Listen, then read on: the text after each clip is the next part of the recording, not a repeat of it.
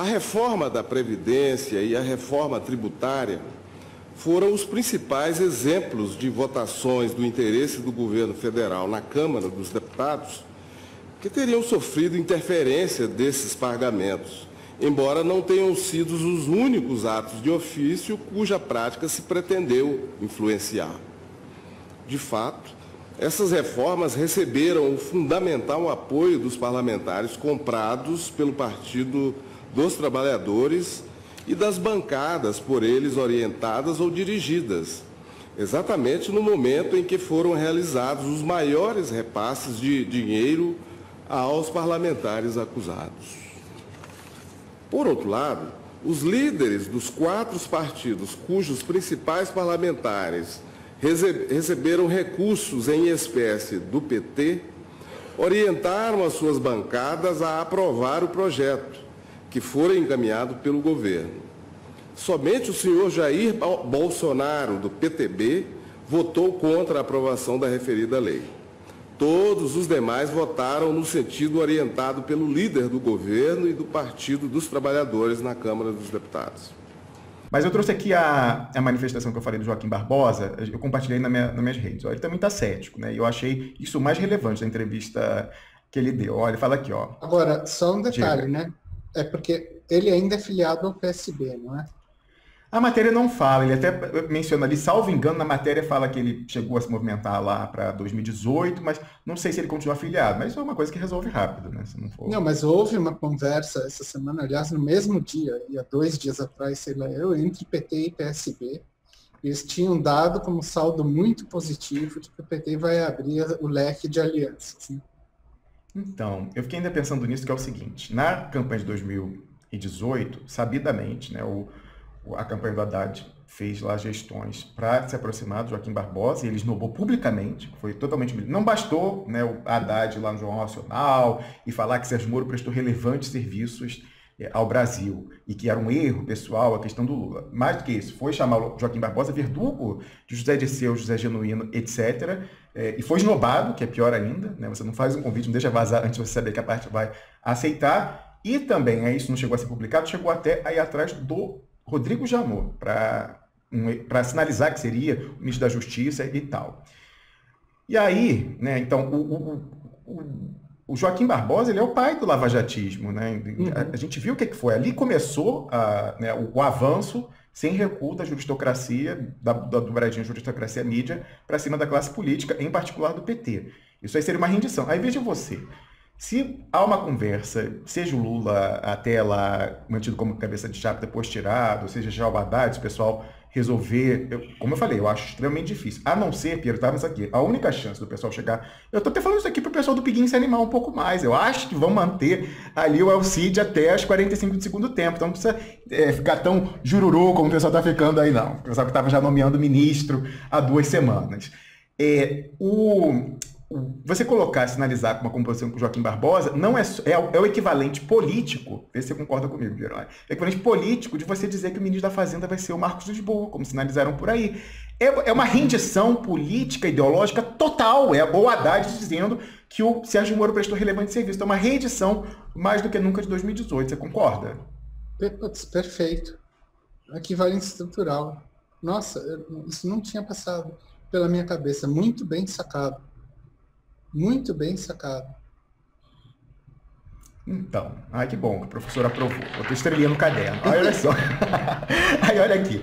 O Joaquim Barbosa, que está nessas conversas aí, falou o seguinte, ó. Aliás, está aqui transcrito indiretamente, né, na descrição da Folha de São Paulo, na abertura da matéria, dizendo o seguinte, ó. Joaquim Barbosa tem sido...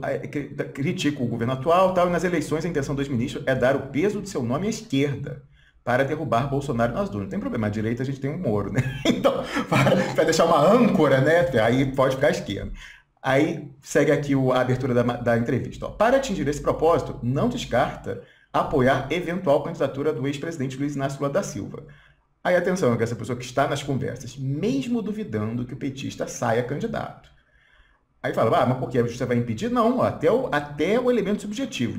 Na avaliação de Barbosa, Lula pode não querer sair candidato. Se quer querer, né, e querendo, o pessoal liberar. Então, mas como a gente falou, é mais interessante para o jogo que isso seja mantido até o último momento. Agora eu pensei o seguinte, liquidar antecipadamente é mais um canal na mina para a gente ver o quão está ou não está controlada a situação no Brasil. Quero saber se você concorda com isso, não conversamos antes sobre isso.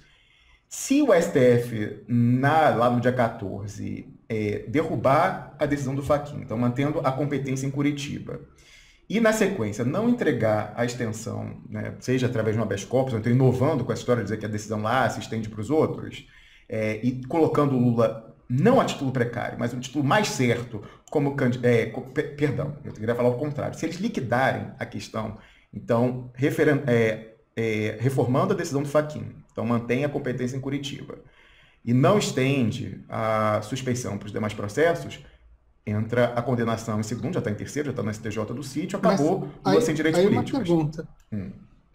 É porque a suspeição atinge só o triplex, porque o processo do sítio, quem carimbou foi a juíza, não foi o Moro, não foi isso?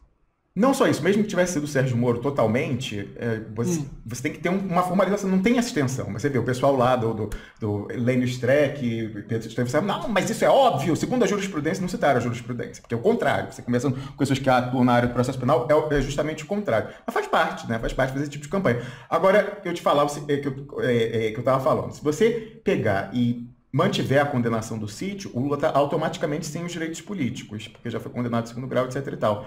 Isso acaba, né, tira essa história e volta aquela história, o Haddad bota ou não bota, o bloco na rua, etc e tal, toda aquela discussão. E você acaba com essa variável Lula, que eu acho que para o jogo é interessante, até porque você falou para esse reflexo simétrico, se não invertido do Bolsonaro, como não está vendo o descarte agora, não tem por que você descartar o outro polo sismogênico.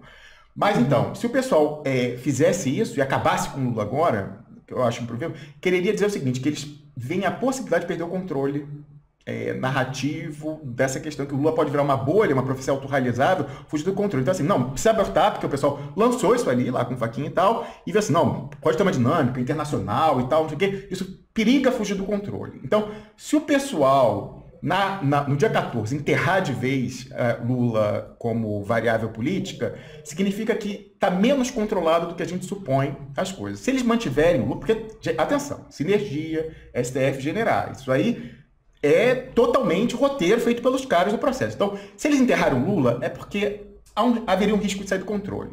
Se eles mantiverem a certeza, que eu acho que é o mais provável, significa que a coisa está bem controladinha. Você concorda com essa leitura ou não, Piero? Não, eu concordo.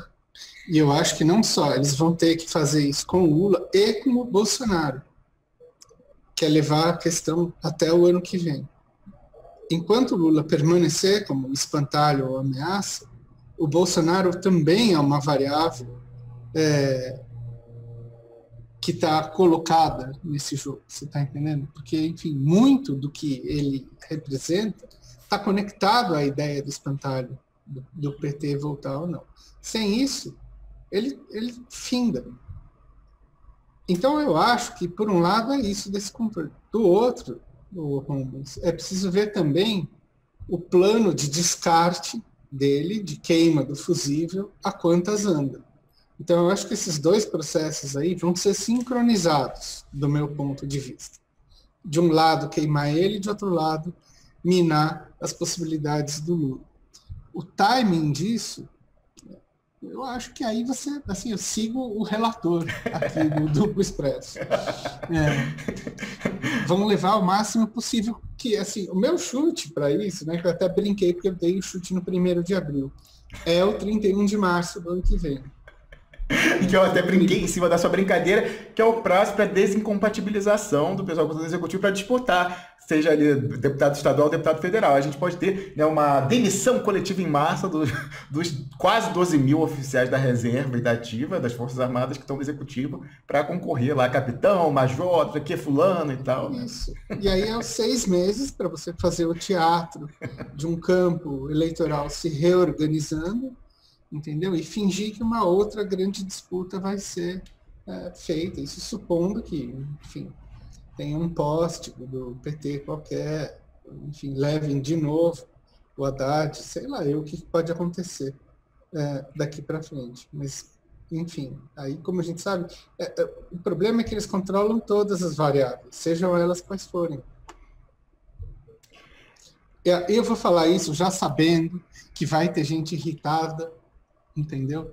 Falando assim, né, mas como é possível esse pessoal ter tanto controle? Não é, isso não existe em lugar nenhum, não sei o quê, porque assim, essa foi a coisa da semana, que eu tive que ficar falando semana toda. Claro, não tem. Assim, Você tem muito mais paciência do que eu. Não é assim, é óbvio que eles não têm total controle, mas sobre isso eles têm. Ué, o que eu posso fazer? Sobre isso eles têm, eles talvez não tenham sobre um monte de coisas, eles não têm controle sobre o que acontece no Pentágono, mas sobre isso talvez eles tenham. Ou estão tendo, enfim. Que tal agora alguém fazer alguma coisa surpreendente, entendeu? Tipo uma virada de mesa inesperada? Aí vamos ver. Aí que você tem uma perda de controle. Mas enquanto os atores agirem, né, dentro do jogo das instituições que estão funcionando normalmente na nossa república, né, ó, os freios e contrapesos, ó que maravilha, né, por exemplo, que foi essa história de ontem, o debate sobre a Lei de Segurança Nacional, tudo que está acontecendo ao mesmo tempo, enfim, quem não percebe que a gente está no meio de uma, assim, de uma guerra narrativa, guerra informacional, com bala voando para tudo quanto é lado, e as pessoas estão completamente perdidas no meio dessa história, assim, eu não sei mais o que dizer, entendeu? Eu prefiro, sei lá, encerrar minhas atividades e plantar manjericão aqui para vender. Você vê que a Blanca acabou de se manifestar aqui, também votando com o relator.